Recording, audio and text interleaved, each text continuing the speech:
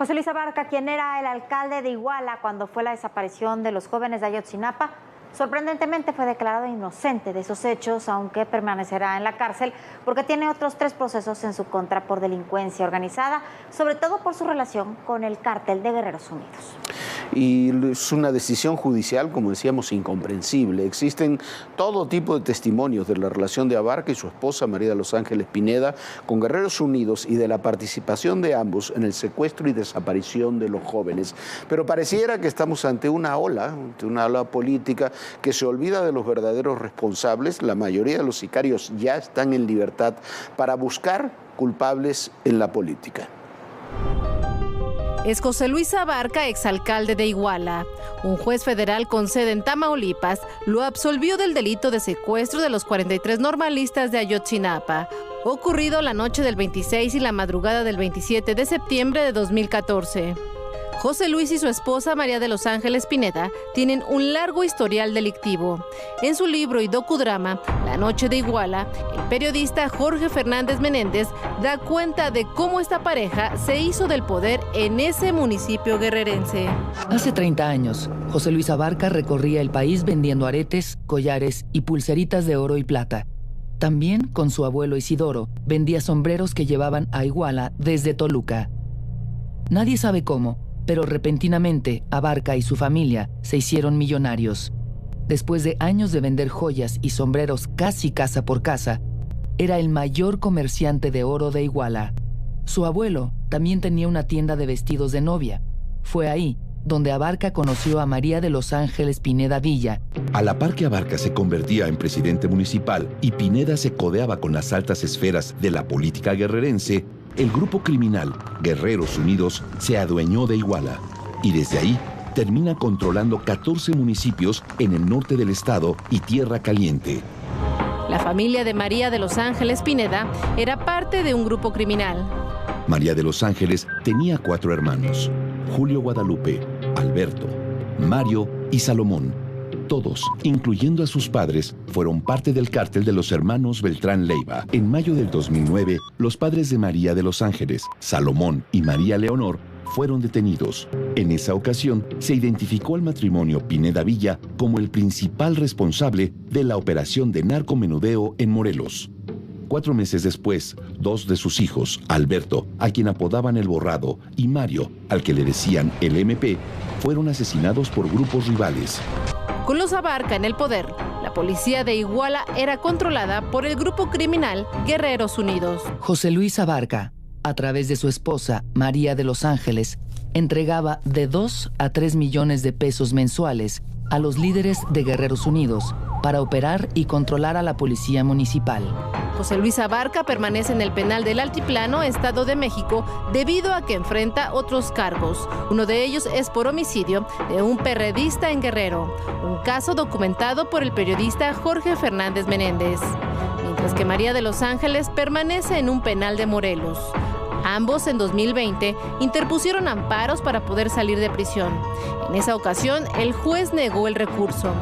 Ahora la Fiscalía General de la República apelará a la absolución de José Luis Abarca, mientras que a través de Twitter, el subsecretario de Segov, Alejandro Encinas, indicó que el juez es el mismo que en 2019 liberó a 77 presuntos implicados, entre ellos Gildardo López Astudillo el Cabo Gil, los presuntos autores materiales, el Cepillo, el Pato, el Jonas y el Chereje, así como policías de Iguala, Cocula y Huitzuco. Todos indicaron que sufrieron tortura durante sus detenciones. La verdad, esta declaración de Alejandro Encinas y demás es una absoluta hipocresía.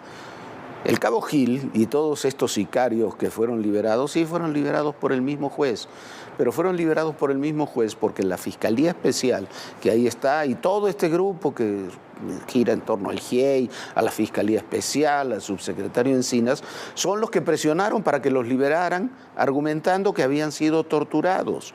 Tan es así que el Cabo Gil es ahora el testigo protegido estrella que tiene el señor Encinas y la Fiscalía Especial.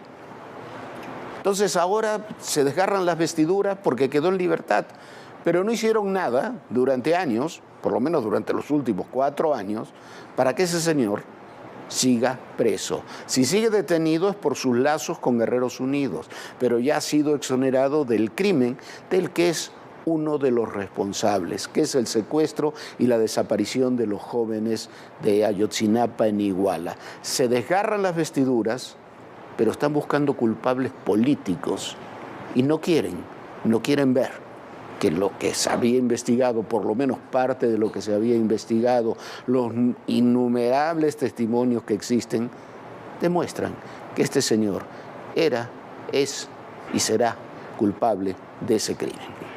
Bueno, y en toda la historia del caso Ayotzinapa ocurren cada día más cosas extrañas, sobre todo en la investigación que encabeza el subsecretario Alejandro Encinas.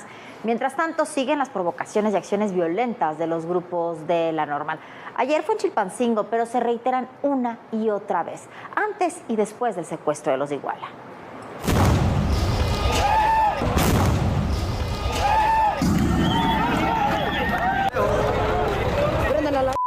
Son estudiantes de la Normal Rural de Ayotzinapa, Isidro Burgos. Por segundo día consecutivo realizaron actos vandálicos, esta vez frente al Batallón 27 de Infantería de Iguala, Guerrero. Desde el lunes realizan movilizaciones en el marco de los 8 años de la desaparición de los 43 normalistas. Los hechos violentos comenzaron cuando padres de los estudiantes desaparecidos realizaban un mitin. Encapuchados comenzaron a lanzar petardos al portón del cuartel.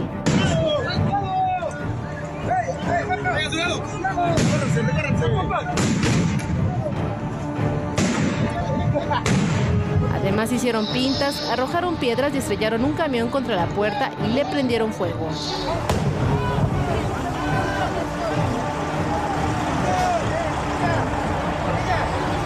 Después quemaron otros vehículos. La tarde de ayer realizaron los mismos actos, pero en la 35 zona militar de Chilpancingo.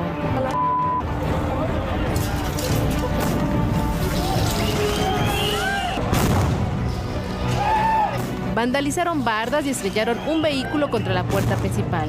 Esto luego de robar un camión de una refresquera que utilizaron para pasar al cuartel. Los ataques ocurrieron en la jornada llamada Deuda de Justicia del Estado, con la que exige la presentación con vida de los 43 normalistas. Mientras que en febrero de este año los normalistas intentaron tomar la caseta de Palo Blanco. Ante la negativa de las fuerzas de seguridad, los estudiantes tomaron un tráiler y lo pusieron en marcha sin conductor, directo a donde estaban 200 elementos de la Guardia Nacional y policías estatales. El vehículo se estrelló en la caseta de peaje y en un local de comida. Se reportaron 37 elementos de seguridad lesionados. Tras el robo del tráiler y el choque, autoridades indicaron que era difícil culpar a alguien, ya que el vehículo iba solo. Por su parte, la empresa dueña del tráiler interpuso una denuncia por el robo y mal uso de la unidad. Un año antes, los normalistas robaron un autobús de pasajeros, el cual impactaron contra un auto particular en el tramo carretero Chilpancingo-Tixtla. Las 2 personas que iban en ese auto murieron.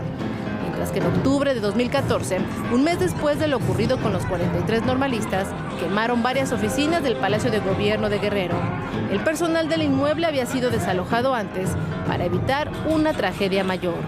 Además, 2 vehículos particulares también fueron incendiados.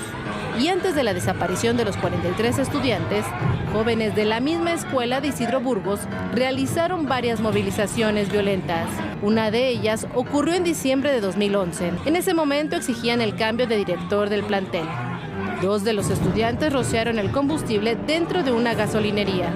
Cuando Gonzalo Miguel Rivas Cámara, empleado del lugar, se percató e intentó cerrar las válvulas. Gonzalo murió 19 días después de sufrir quemaduras de 3er grado en su tórax y cara. Bueno, por supuesto hay que decirlo, de todos estos hechos donde hay muertos, heridos, destrucción de tráilers, de autobuses, de automóviles, de palacios de gobierno, independientemente de todo eso, ningún estudiante de Ayotzinapa está detenido por esos hechos. Estudiantes de Ayotzinapa o no, porque nadie sabe si son estudiantes de Ayotzinapa o no. Así se presentan, pero parecen ser inagotables porque hay muchos a lo largo de los años, han pasado ya muchos años. Eso de la gasolinera que usted vio fue 2012, si no me equivoco, y ahí siguen. y se sigue haciendo exactamente lo mismo. Y esta no es ni siquiera una crónica completa de todos estos hechos similares que han ocurrido en los últimos años. Pero bueno, para ellos sí hay absoluta impunidad. Impunidad absoluta. Y bueno, hay una buena noticia en donde finalmente se hace un poco de justicia, y es que el ex senador Jorge Luis Lavalle finalmente fue puesto en libertad domiciliaria. Lavalle no tendría por qué haber pisado nunca la cárcel porque no existen pruebas de las denuncias de Emilio Lozoya en su contra, y en todo caso las acusaciones le hubieran permitido seguir su proceso en libertad. Pero bueno, estuvo casi un año en la cárcel. Hay que ponerle un nombre, un rostro. Te vamos a encontrar, te vamos a encontrar. Y que vienen todas las demandas internacionales. Una ciudad tan complicada como es la Ciudad de México. Ya llegamos a Aguililla, esta ciudad, la entrada a la Tierra Caliente.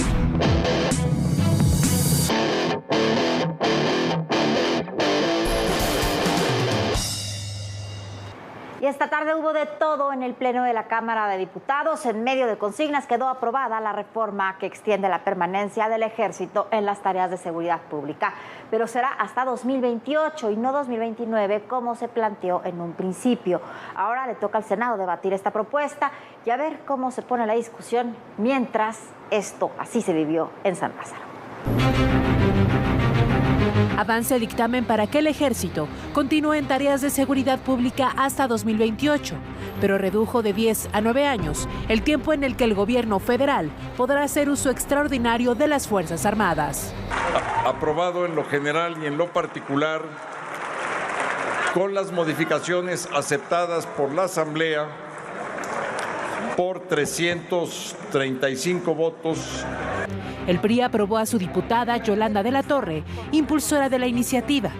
Esta iniciativa que presentamos respeta íntegramente la naturaleza, el diseño y la jerarquía de mando constitucional de la Guardia Nacional Civil. Déjeme le digo, yo me sentiría mal si regresamos el ejército a los cuarteles, porque no habría quien defendiera al pueblo en los momentos más extremos. O estamos con el ejército o están con el narco. Para Morena, la fundamentación del dictamen es clara. El planteamiento es que requiere de más tiempo la Guardia Nacional, del apoyo tan grande y tan importante de la Marina y del Ejército Mexicano. Durante el debate, legisladores de Morena, Partido Verde y Partido del Trabajo celebraron la posición de los priistas. Digan lo que quieran. El acuerdo que tenemos en este momento con el Partido Revolucionario Institucional, pero no es un acuerdo pragmático ni majadero, es un acuerdo en favor de los intereses y al servicio de nuestro pueblo. Quisiera comenzar por hacer un reconocimiento a nuestra compañera diputada federal Yolanda de la Torre. Diputada valiente. Hay quienes decidieron, sin simpatizar siquiera con el proyecto de nación de Morena y de la Cuarta Transformación, no hacer politiquería barata con la seguridad. El Partido Acción Nacional hizo énfasis en que la seguridad no está garantizada con la militarización. Esta reforma no regula el uso de la fuerza pública, no propone una regulación específica que establezca los mecanismos legales y los protocolos que deben de seguirse cuando la Fuerza Armada intervenga en funciones de seguridad pública. Luego de ser aprobado en la Cámara de Diputados, el dictamen pasa al Senado para sus efectos constitucionales. Mire, lo hemos dicho muchas veces, yo estoy de acuerdo con esta decisión que se tomó, también estoy de acuerdo con que la Guardia Nacional se incorpore a la Defensa Nacional, pero estos diputados son, los que hablaron, unos hipócritas. Gerardo Fernández Noroña fue el que más ha insultado y agredido al ejército mexicano a lo largo de años, el que se cansó de decir que el ejército reprimía, mataba, que estábamos en vísperas de un golpe militar cuando estaba el ejército. La única diferencia es que antes no estaban ellos en el gobierno. A ver, la diputada de Morena dijo lo mismo a lo largo de años. Los diputados del PAN que están hablando de que no está regulado la utilización del ejército. Por supuesto que está regulado. Ellos lo aprobaron en el primer tramo de la pasada legislatura. Y por supuesto que está regulado porque hay una ley de uso de la fuerza que se aplica a todo el ejército mexicano. Entonces, son hipócritas los que están a favor y los que están en contra, por lo menos en los términos en que lo están planteando. De los que hablaron ahí, el único que antes estaba a favor y ahora está a favor es Carlos Puente. No porque sea mejor o peor que los otros, pero por lo menos fue congruente. Es una vergüenza. Bueno, el viernes será en la mañana, hay que estar atentos porque ahí habrá 2, 3 discursos importantes, el desfile, el tradicional desfile de celebrar el Día de la Independencia. Va a ser un desfile muy especial. Mire usted los elementos que van a participar. Va a haber en la descubierta, o sea, la entrada del desfile, 473 elementos. Desfilarán de la Guardia Nacional 7.380, el 70%.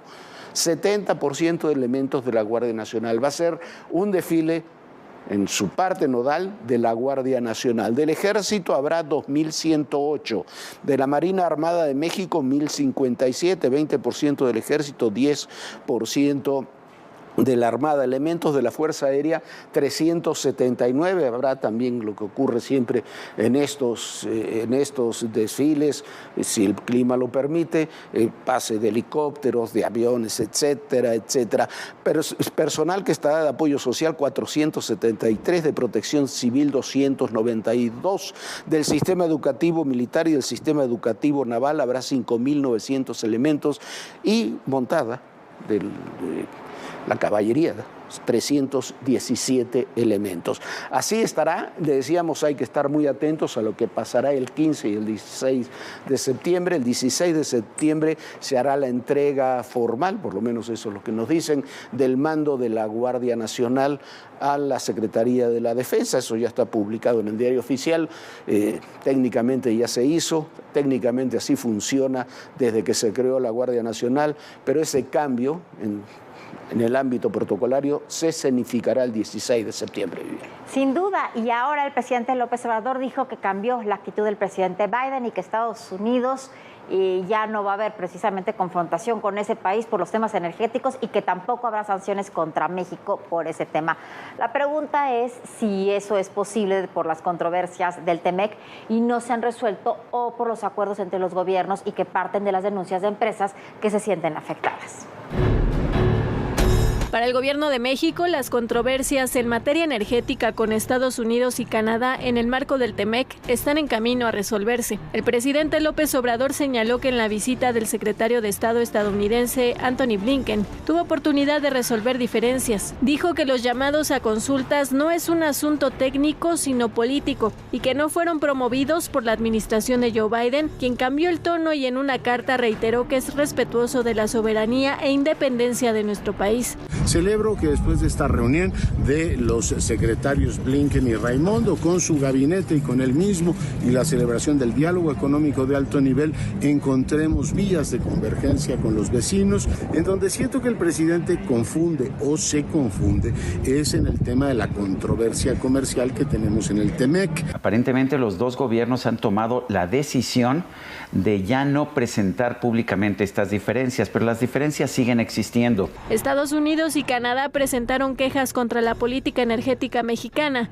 debido a que la consideran contraria al TEMEC, porque favorece a Pemex y a la Comisión Federal de Electricidad. De acuerdo con la representante comercial de Estados Unidos, Katherine Tai, los cambios de política afectan los intereses económicos de su país en múltiples sectores y desincentivan la inversión, tanto de proveedores de energía limpia como de firmas que buscan adquirir energía renovable. La razón por la cual se firma un tratado de libre comercio es para que las empresas de los dos países, sean nacionales o extranjeras, sean privadas o gubernamentales, tengan todas el mismo acceso a los mercados. Las primeras conversaciones a fin de resolver el conflicto iniciaron en agosto. Ayer Tatiana Cloutier me decía, la fase de consultas, que es la previa a el panel de controversias, dura aproximadamente 75 días y en estos momentos, mientras ustedes y yo hablamos, sigue efectivamente su curso. Por tanto, habrá que esperar alrededor de 2 meses y medio para ver si efectivamente hay un acuerdo entre no solo los dos países. En caso de no llegar a un acuerdo, se pasa a un panel de controversia. Y si no llegan a un acuerdo, irán al panel de controversia que nos podría plantear unos 6 meses más o quizá más tiempo. Una vez que el panel determine quién tiene razón, vendrán o no las famosas rondas de aranceles. El problema, la diferencia, no ha quedado resuelta.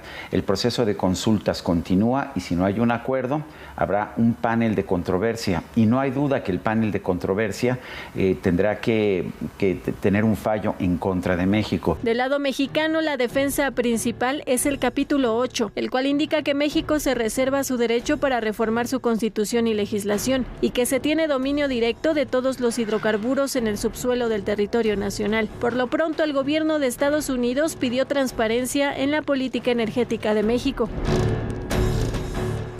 Bueno, lo que decía Sergio, lo que decía Leonardo, lo que decíamos aquí, es muy sencillo. El capítulo ese que argumenta México, que tiene la propiedad, el Estado, la propiedad inalienable de los hidrocarburos y del subsuelo, no lo discute nadie. No tiene nada que ver con lo que se está discutiendo en el tema energético. Estamos hablando de la producción de energía. No estamos hablando de lo que está en el subsuelo, sino de lo que está en la tierra, sobre el terreno.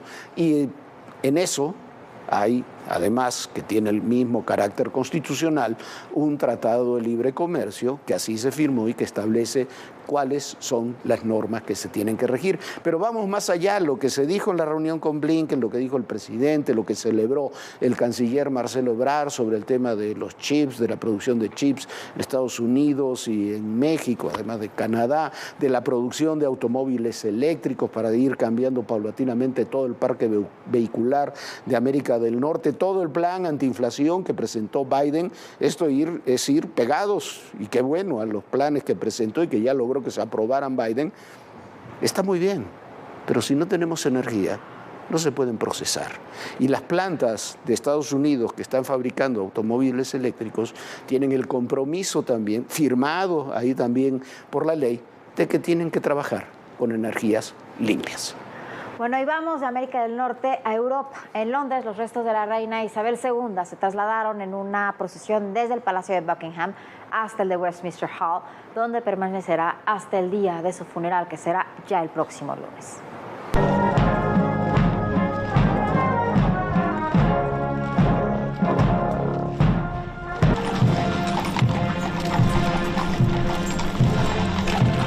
Este miércoles se instaló la capilla ardiente de la reina Isabel II en la abadía de Westminster Hall. A partir de hoy, cientos de miles de personas comenzaron a despedirse de la monarca. El ataúd, cubierto con el estandarte real y sobre el que reposa la corona imperial, permanecerá durante los próximos días sobre un catafalco custodiado las 24 horas por militares que sirven a la Casa Real. Miles de personas se reunieron en torno al Palacio de Buckingham y a lo largo del río Támesis, horas antes del inicio de la procesión. Because it was my moment with my monarch. And that's what matters. You know, you can write letters of condolence, which I'm sure a number of us will do, but it was a personal moment of goodbye. Llegaron con mucha anticipación para ser de los primeros en mostrar sus respetos. Incluso algunos de ellos acamparon para ver el ataúd de la soberana.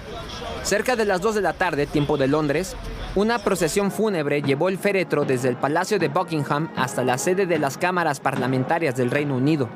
Medios locales reportaron que a esa hora casi 1 millón de personas estaban formadas para despedirse de la reina. Se dijo que la fila llegó a alcanzar 8 kilómetros y llegaba hasta la Torre de Londres. Las autoridades estiman que la fila de espera podría ser de hasta 30 horas para pasar solo unos segundos. El aeropuerto de Heathrow interrumpió vuelos para garantizar el silencio en el centro de Londres durante el traslado de la reina. Incluso se detuvieron algunos partidos de fútbol para homenajear a la monarca. Durante la jornada, el presidente de Estados Unidos, Joe Biden, expresó sus condolencias a Carlos III vía telefónica y por Twitter. Carlos III encabezó el cortejo fúnebre. Lo acompañaron sus hermanos y sus hijos, los príncipes William y Harry. Alrededor de las 3 de la tarde inició una misa en homenaje a la monarca. La capilla ardiente abrió al público minutos después de las 5 de la tarde y permanecerá abierta hasta el próximo lunes, cuando se celebre el funeral de Estado. Para ADN 40, Cristian Arrieta, Fuerza Informativa Azteca. Bueno, impresionante la cantidad de gente, lo que hemos visto y la liturgia que hay en torno a la corona británica, en este caso a la reina Isabel II, pero a la liturgia, los rituales, la importancia que tienen para muchos países, también para nosotros. Lo que pasa es que últimamente los estamos despreciando. Ojalá que mañana con el grito lo recordemos como uno de los rituales republicanos que tenemos, pero allá los respetan y los respetan rigurosamente. Y eso es algo que a veces, más allá de que sea anacrónica o no la corona, para ellos evidentemente no lo es, puede unir o puede dividir naciones. Por cierto, el lunes quien estará allá será Marcelo Ebrard, el canciller Marcelo Ebrard. No irá el presidente López Obrador. Ha anunciado hoy que tampoco irá a la ONU. Yo me pregunto si no son ocasiones para que el presidente de la República esté con grandes personalidades mundiales, internacionales, para que vea, para que comparta esos momentos. Es solamente una pregunta, Vivian. Y una pregunta que seguramente no tendrá respuesta, Jorge. Pero bueno, ya nos vamos. Muchísimas gracias por habernos acompañado. Lo invitamos a que se una a nuestras redes sociales. Escanea este símbolo QR, lo lleva a la página de YouTube para ver todos los contenidos de Todo Personal. Y bueno, mañana a este horario habrá un programa especial, la transmisión del grito. Podrá presenciarlo aquí directamente desde ADN 40. Es una programación que se ha trabajado desde hace mucho tiempo, así que vale la pena verla. Y por supuesto, el viernes estamos de regreso aquí en Todo Personal. Sueñe bonito, descanse. Nos vemos el viernes. Hasta el viernes, Jorge. Hasta el viernes, Viviana, y recuerde, en el poder y en la política todo, pero absolutamente todo es personal. Gracias.